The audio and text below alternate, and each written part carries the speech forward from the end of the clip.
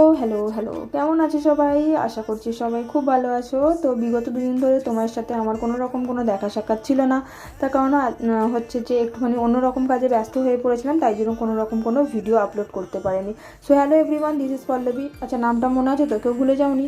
So hello everyone, this is Pallabi. Welcome to a new mini blog. তো আজকের ব্লগটা start করছি অফিস যাওয়ার সময় রেডি হওয়া থেকে, কারণ সকালবেলা থেকে কোনো রকম কোনো ভিডিও নিতে পারিনি। তো অ্যাজ ইউজুয়াল অফিস যাওয়ার সময় রেডি হয়ে নিয়েছিলাম, রেডি হয়ে এখানে ওয়েট করছিলাম বাবা আসবে। কারণ হচ্ছে এই যে এই মস্ত বড় জিনিসটাকে আজকে আমার বাপের বাড়িতে ট্রান্সফার করা হবে শ্বশুর বাড়ি থেকে।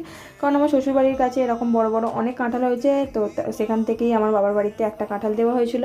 তো সেটা নিয়ে যাওয়ার জন্য বাবা আমাকে আনতে এসেছিলো। তারপরে অফিস চলে গেছিলাম। অফিসে গিয়ে এই দারুণ সুন্দর একটা গিফট এনে দিয়েছিল হচ্ছে আমার কালিগ স্বাগতা, যে দীঘা গেছিলো, দীঘা থেকে এনে দিয়েছিলো। তারপর বিকেলবেলা একটুখানি টি টাইমের জন্য বাইরে বেরিয়েছিলাম। বাইরে বেরিয়ে দেখি কাকুটা ভ্যানে করে অনেক রকম জিনিস বিক্রি করতে এসেছিলো, তাই সেখান থেকেই একটা দুটো জিনিস কিনে নিলাম। আসলে মেয়ে মানুষ তো, তাই জন্য। তারপরেই অফিস থেকে বেরিয়ে আমি প্রথমে মার্সিডিজ, তারপর বিএমডাব্লিউ, মানে প্রথমে টোটো, তারপর আমার বরের বাইকে করে বাড়ি চলে এলাম। বাড়িতে এসেই দেখলাম হচ্ছে একটা চমক, সেটা হচ্ছে, দাঁড়াও দেখাচ্ছি, একটু ওয়েট করো।